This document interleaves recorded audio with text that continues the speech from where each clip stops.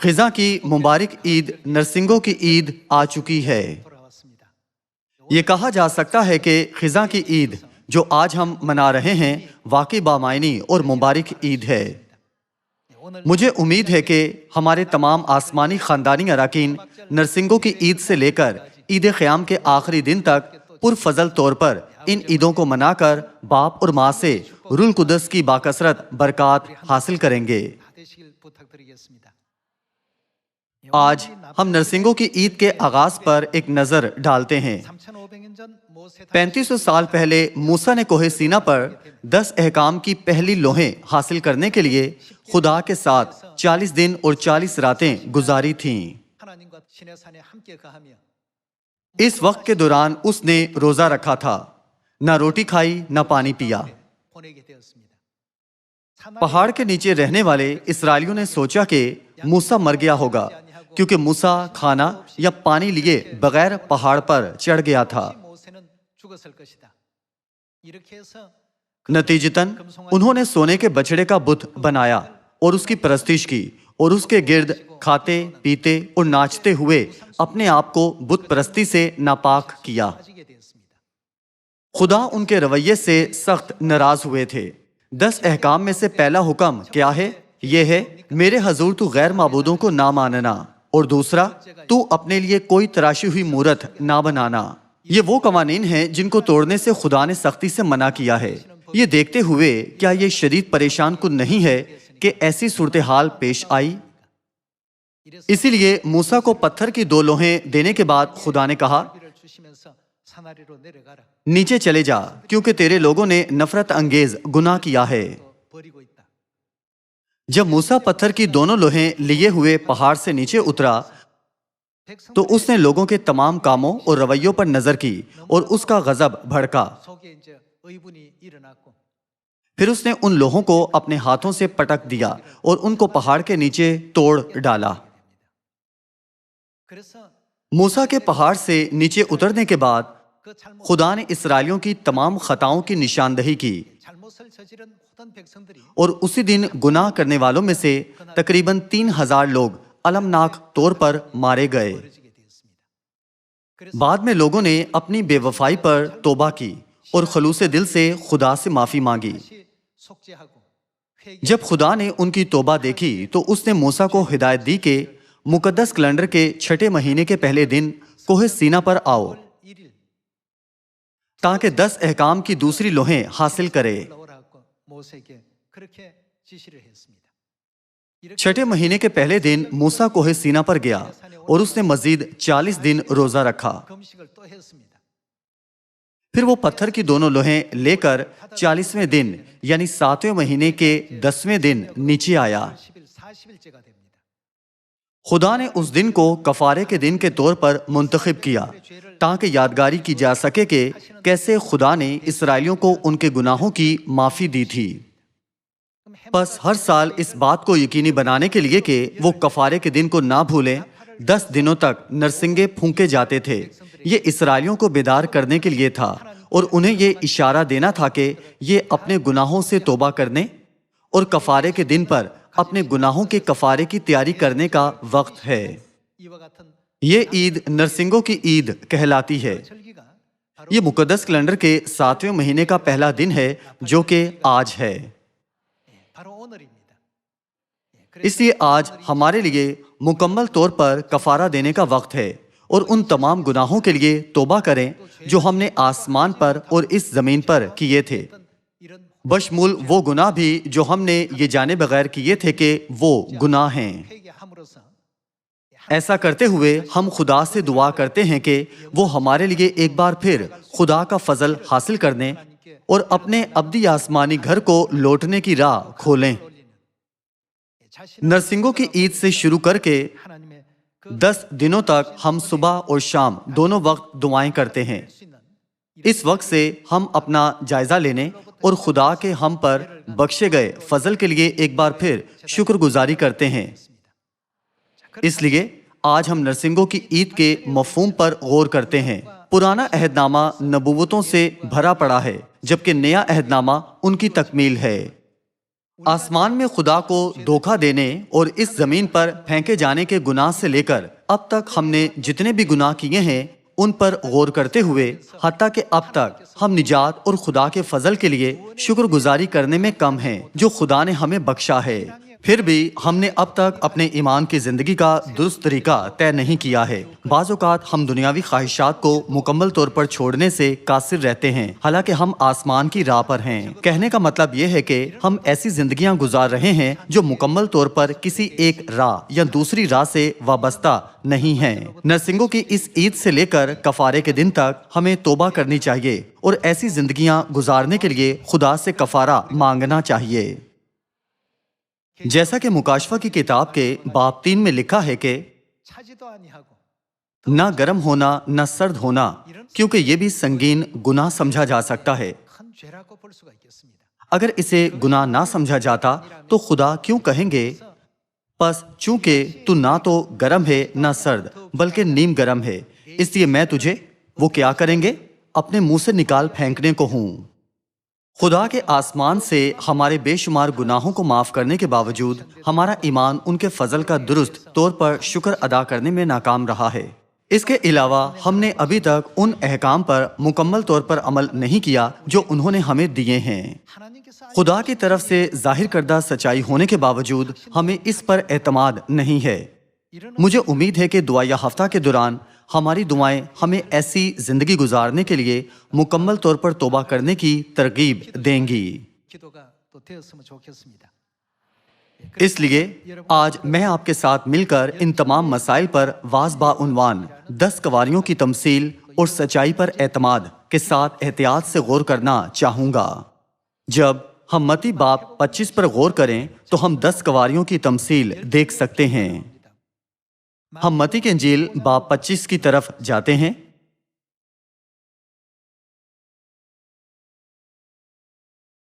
متی باب 25 آیت 1۔ اس وقت آسمان کی بادشاہی ان 10 کنواریوں کی مانند ہوگی جو اپنی مشلیں لے کر دلہا کے استقبال کو نکلیں۔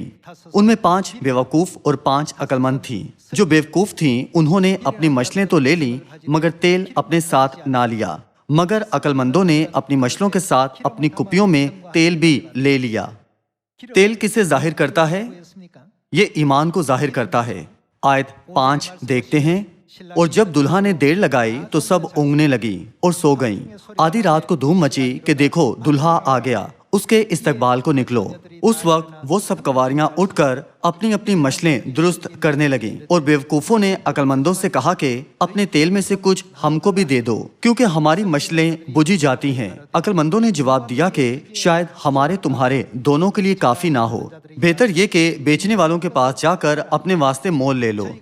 جب وہ مول لینے جا رہی تھیں تو دلہا آ پہنچا، اور جو تیار تھی وہ اس کے ساتھ شادی کے جشن میں اندر چلی گئیں اور دروازہ بند ہو گیا۔ پھر وہ باقی کنواریاں بھی آئیں اور کہنے لگیں اے خداون ہمارے لیے دروازہ کھول دے۔ اس نے جواب میں کہا میں تم سے سچ کہتا ہوں کہ میں تم کو نہیں جانتا، پس جاگتے رہو کیونکہ تم نہ اس دن کو جانتے ہو نہ اس گھڑی کو۔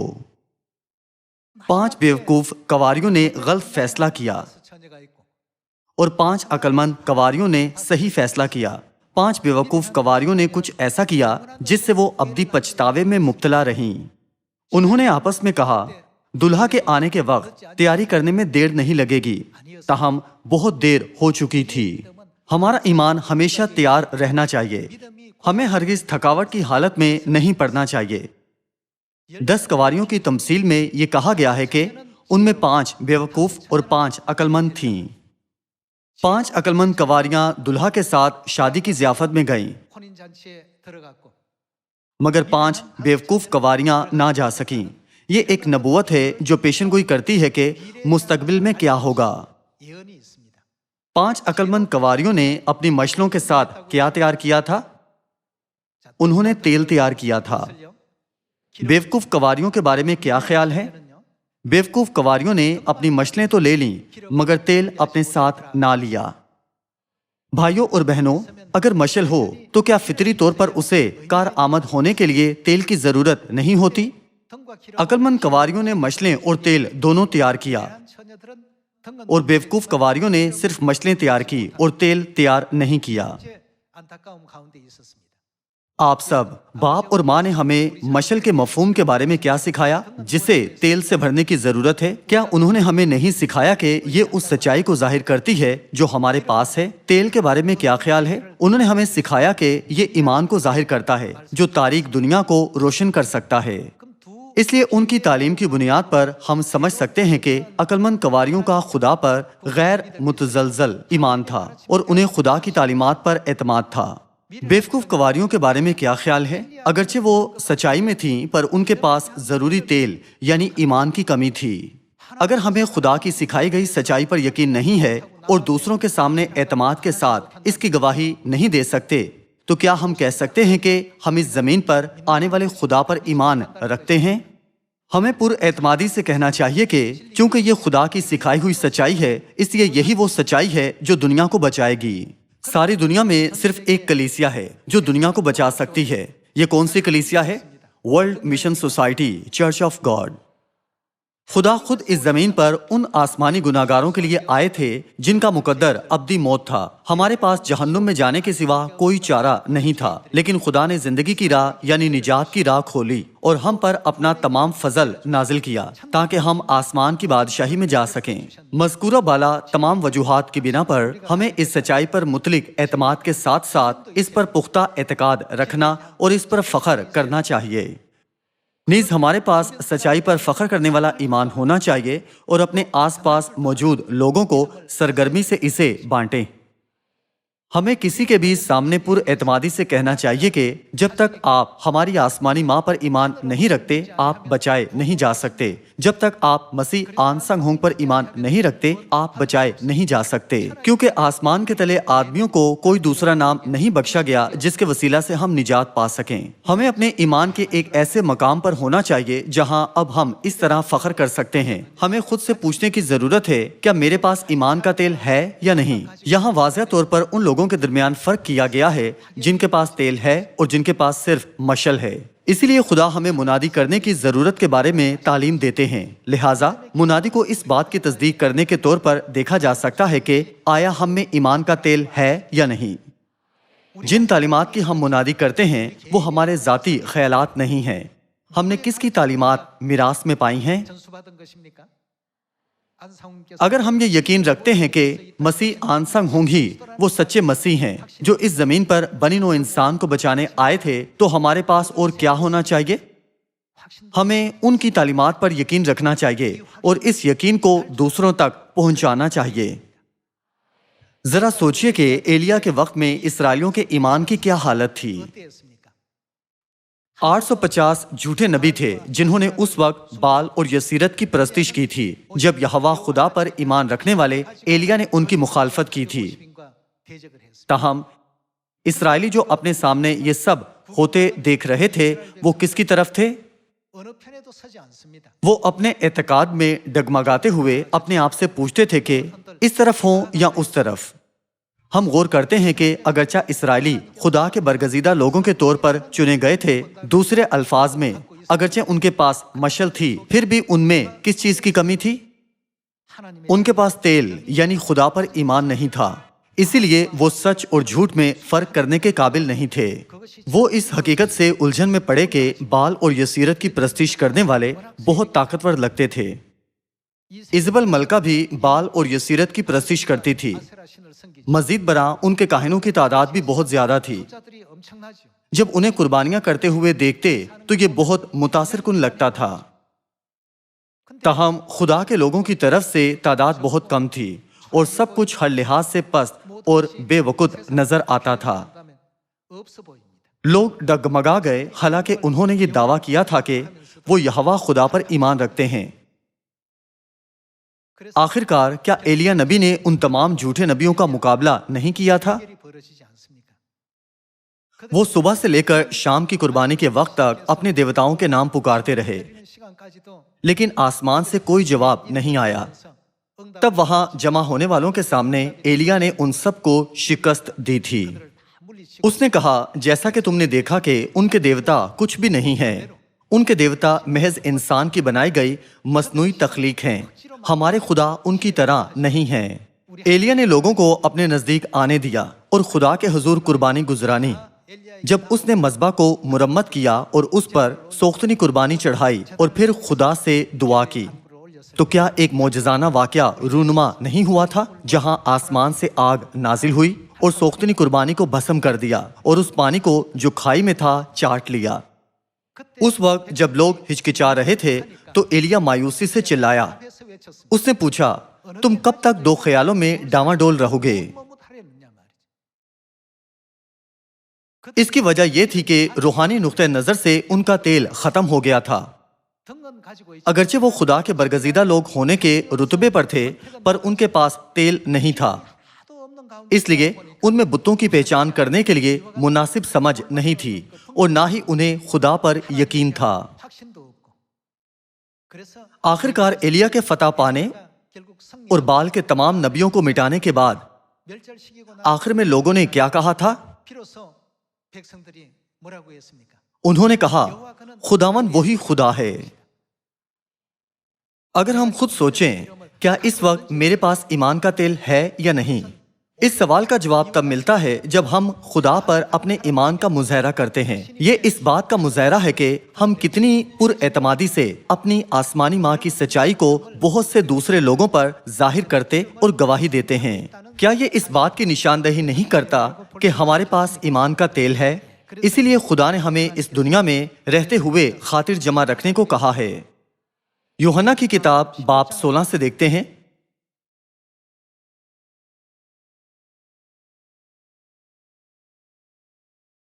یوحنا باب 16 آیت 33 سے خدا کا کلام دیکھتے ہیں۔ یوحنا باب 16 آیت 33۔ میں نے تم سے یہ باتیں اس لیے کہیں کہ تم مجھ میں اطمینان پاؤ۔ دنیا میں مصیبت اٹھاتے ہو، لیکن خاطر جمع رکھو۔ انہوں نے ہمیں کیا کرنے کو کہا تھا؟ خدا نے ہمیں دلیری اور خاطر جمع رکھنے کو کہا ہے۔ میں دنیا پر غالب آیا ہوں۔ اگر ہم اس راہ کی پیروی کریں جس پر باپ اور ماں چلے تھے، تو کیا ہم بھی وہ ایمان رکھنے کے قابل نہیں ہوں گے جو دنیا پر غالب آنے کے لیے ضروری ہے؟ یہ کہا گیا ہے کہ سچائی کا نور فرش کے نیچے نہیں چھپایا جانا چاہیے۔ پرانے دنوں میں جب لوگ تیل کے چراغ جلاتے تھے تو کیا کوئی انہیں صرف پیمانہ کے نیچے چھپانے کے لیے جلاتے تھے؟ کیا یہ گھر کے چراغ دان پر نہیں رکھا جاتا تھا تاکہ یہ پورے گھر کو روشن کر سکے؟ دوسرے الفاظ میں نور سے مراد ظاہر کرنے کا کردار ادا کرنا ہے۔ اس کا مقصد کسی چیز کو چھپانا نہیں ہے، بلکہ کسی چیز کو ظاہر کرنا ہے۔ ہمیں سچائی کے ساتھ ساتھ اپنی کلیسیا کے بارے میں ظاہر کرنا چاہیے، اور یہ کہ خدا باپ اور خدا ماں کون ہیں، کیونکہ وہ کون ہے جس نے ہمیں یہ تمام تعلیمات بخشی ہیں۔ اگر یہ خدا کی تعلیمات ہیں تو یقیناً کوئی اور تعلیم نہیں جو دنیا کو بچا سکے۔ تو پھر وہ کیا ہے جس کی ہمیں اب سے تیاری کرنے کی ضرورت ہے؟ اب ہم وقت کے ایسے موڑ پر ہیں جہاں یہ پیمائش کرنا ضروری ہے کہ ہمارے پاس ایمان کا تیل کتنا باقی ہے۔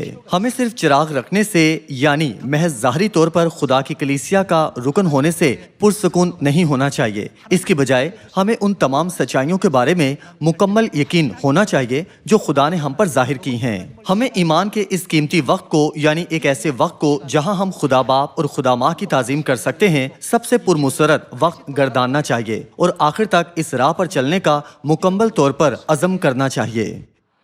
اسی لیے رسولوں اور ایمان کے آباء و اجداد نے ہمت نہیں ہاری، حتیٰ کہ وہ ایسی صورتحال میں تھے جہاں کوئی بھی ہار مان سکتا تھا۔ کتاب مقدس سے ہم اچھی طرح جانتے ہیں کہ انہوں نے اس زمین یعنی پناہ کے شہر کو خدا کی دنیا میں بدلنے کی امید کے ساتھ خوشخبری کے لیے محنت سے کام کیا، اور سامریا اور زمین کی انتہا تک دلیری سے خوشخبری کی منادی کرتے ہوئے دنیا کی رہنمائی توبہ کی طرف کی۔ آئیں ہم اپنا جائزہ لیں کہ کیا ہم آسمان کی طرف دیکھتے ہوئے ایمان کی راہ پر چل رہے ہیں، یا اس زمینی زندگی کو دیکھتے ہوئے ایمان کی راہ پر چل رہے ہیں۔ مجھے امید ہے کہ کوئی بھی آسمان کی ابدی بادشاہی اور ہمیشہ کی زندگی کی راہ کو نہیں چھوڑے گا جس پر باپ اور ماں ہمیں لے جا رہے ہیں۔ جب روحانی لحاظ سے دیکھا جائے تو وہ اوقات جب ہم آسمان کی طرف دیکھنے میں ناکام رہے وہ بھی گناہ سمجھے جاتے ہیں۔ یہ کون سا گناہ ہے؟ خدا پر درست ایمان نہ رکھنے کا گناہ اور خدا کی تعلیمات کا یقین نہ کرنے کا گناہ۔ کفارہ کے دن کے دعائیہ ہفتہ کے ذریعے ہم خدا کے کلام پر پختہ ایمان رکھیں گے۔ میں دنیا پر غالب آیا ہوں، اس لیے تم بھی ویسا ہی کرو۔ حوصلہ رکھو، چاہے کچھ بھی ہو جائے، میں ہمیشہ تمہاری مدد کروں گا۔ مجھے امید ہے کہ تمام آسمانی خاندانی اراکین ان کلمات پر کامل اعتماد رکھیں گے اور زور آور طریقے سے ساری دنیا میں باپ اور ماں کے جلال کی گواہی دینے کی کوشش کریں گے۔ آئے ہم یسایہ باب 41 سے ایک اور آیت دیکھتے ہیں۔ یسایہ باب 41 آیت 10 کی تعلیمات پر ایک نظر ڈالتے ہیں۔ باب 41 آیت 10، تم مت ڈر کیونکہ میں تیرے ساتھ ہوں، ہراسان نہ ہو کیونکہ میں تیرا خدا ہوں، میں تجھے زور بخشوں گا، میں یقیناً تیری مدد کروں گا اور میں اپنی صداقت کے دہنے ہاتھ سے تجھے سنبھالوں گا۔ یسایہ کی کتاب باب 41 میں لکھا ہے کہ خدا ہماری مدد کریں گے۔ آپ سب، کیا آپ اس کلام پر یقین رکھتے ہیں؟ کیا آپ کو یقین ہے؟ تو پھر کچھ اور ایسا نہیں ہے جس کے بارے میں ہمیں سوچنے کی ضرورت ہے۔ خدا خود ہماری مدد کرتے اور ہمیں زور بخشتے ہیں، یہ تعلیم دیتے ہوئے کہ مت ڈرو کیونکہ میں آخر تک تمہارے ساتھ ہوں۔ انہوں نے ہمیں یہ وعدہ ضمانت کے طور پر بخشا ہے۔ یہاں ایک اور طریقہ ہے جس سے ہم اسے سمجھ سکتے ہیں۔ یہ بالکل ایسے ہی ہے جیسے خدا نے ہمارے ساتھ تحریری معاہدہ کیا ہے۔ آیت 12 کی طرف جاتے ہیں۔ تو اپنے مخالفوں کو ڈھونڈے گا اور نہ پائے گا، تجھ سے لڑنے والے ناچیز و نابود ہو جائیں گے، کیونکہ میں خداوند تیرا خدا تیرا دہنا ہاتھ پکڑ کر کہوں گا۔ وہ کیا کہتے ہیں؟ مت ڈر، میں تیری مدد کروں گا۔ خدا کہتے ہیں چونکہ میں ہی تمہاری مدد کروں گا تو دنیا میں کون تمہارے خلاف کھڑا ہو سکتا ہے؟ کون میرے خلاف کھڑا ہونے کی جرت کر سکتا ہے؟ میں تیری مدد کروں گا، میں تمہاری طرف ہوں گا۔ اس طرح سے خدا ہمیشہ ہمیں طاقت بخشتے ہیں۔ آیت 14 دیکھتے ہیں۔ ہراسان نہ ہو اے کیڑے یعقوب، اے اسرائیل کی قلیل جماعت، میں تیری مدد کروں گا۔ خداوند فرماتا ہے، ہاں میں جو اسرائیل کا قدوس تیرا فدیہ دینے والا ہوں۔ چاہے ہم کسی بھی صورتحال یا مقام میں ہوں، ہمیں اپنے خدا پر فخر کرنے کے لیے پر اعتماد ہونا چاہیے۔ ہمیں اپنی کلیسیا پر فخر کرنے کے ساتھ ساتھ اس حقیقت پر بھی فخر کرنے کے لیے پر اعتماد ہونا چاہیے کہ ہمارے چرچ میں سکھائی جانے والی سچائی خدا نے خود سکھائی ہے۔ کیا خدا اتوار کی عبادت کرنے والی کلیسیا کی مدد کریں گے؟ کیا خدا کرسمس منانے والی کلیسیا کی یا فسح نہ منانے والی کلیسیا کی مدد کریں گے؟ کیا ایسی کلیسیا دنیا کو بچا سکتی ہے؟ تاہم ایسے لوگ ہیں جو خدا کی سچائی کو اپنے بنائے ہوئے جھوٹے مواد سے روکتے ہیں اور اپنے بنائے ہوئے شیطانی منصوبوں کے ذریعے لوگوں کو سچائی تسلیم کرنے سے روکتے ہیں۔ چونکہ یہ سچائی صرف خدا ہی سکھا سکتے ہیں، اس لیے ہمیں ہر کسی کے سامنے ثابت قدم اور پر اعتماد رہنا چاہیے، چاہے وہ کوئی بھی ہو۔ اگر ہمارے ماضی کا حال اسرائیلیوں جیسا ہوتا جو ایلیا کے زمانے میں ہچکچاتے اور ڈگمگاتے تھے، تو اب ہمیں صرف خدا کی طرف مضبوطی سے کھڑے ہونے کا عزم کرنا چاہیے۔ یہ وہ ایمان ہے جس کی ہمیں ضرورت ہے۔ جیسا کہ ہم ان گناہوں پر نظر ڈالتے ہیں جو ہم نے ایمان کے بغیر کیے ہیں، تو کفارے کے دن کے دعائیہ ہفتے کے دوران آئیں ہم بہت سی دعائیں گزاریں تاکہ ہم روح القدس کی اور بھی بڑی اور زیادہ دھماکہ خیز قوت حاصل کر سکیں۔ مہربانی سے اس خوشخبری کے بارے میں نبوتی نقطہ نظر سے سوچیں۔ جب یشوع ملک کنعان میں داخل ہوا تو کیا سب لوگ مل کر بلند آواز سے نہیں للکار رہے تھے؟ جیسا کہ ان سب نے خدا کی ہدایت کے مطابق عمل کیا تو وہ اس شاندار کام کے گواہ بنے جو اس کے بعد ہوا تھا۔ ہمیں اپنے خیالات کے مطابق کام نہیں کرنا چاہیے، بلکہ اسی لمحہ سے مکمل طور پر خدا کی بخشی تعلیمات پر عمل کریں، چاہے ہم کسی کے بھی سامنے کیوں نہ ہوں۔ خدا نے کہا، جو کوئی دوسروں کے سامنے میرا اقرار کرے، میں بھی فرشتوں کے سامنے اس کا اقرار کروں گا، مگر جو آدمیوں کے سامنے میرا انکار کرے، خدا کے فرشتوں کے سامنے اس کا انکار کیا جائے گا۔ یہ ایک سخت پیغام ہے جو خدا نے ہمیں براہ راست بخشا ہے۔ نیز یہ سچائی کتنی مطلق ہے۔ نیا عہد، سبت کا دن اور فسح کی تعلیمات کتنی مطلق ہے۔ خدا ہمیشہ ہماری مدد کرتے ہیں اور ہمیں حوصلہ رکھنے کو کہتے ہیں۔ کیا ہم خدا کے احکام کے علاوہ دیگر احکام کی تعلیم دے رہے ہیں؟ تو پھر ہمیں کامل اعتماد کے ساتھ لوگوں کو منادی کرنی چاہیے۔ مزید برآں، چونکہ ہم نور ہیں، اس لیے ہمیں زیادہ سے زیادہ سچائی کو ظاہر کرنا چاہیے۔ جب ہم ایسا کریں تو کیا تاریک دنیا کو نور کی دنیا میں نہیں بدلا جا سکتا ہے؟ خزاں کی اس عید کے وسیلہ ہم سب اس سے بھی زیادہ پختہ ایمان کے ساتھ خدا سے محبت، فضل اور برکات حاصل کریں۔ میں دعا کرتا ہوں کہ ہم سب 5 عقلمند کنواریاں بن جائیں اور پیشتر ہی ایمان کا تیل مکمل طور پر تیار کریں۔ امید کرتے ہوئے کہ آپ نے زیادہ فضل حاصل کیا ہے، میں آج کا وعظ ختم کرتا ہوں۔ آپ کا بہت شکریہ۔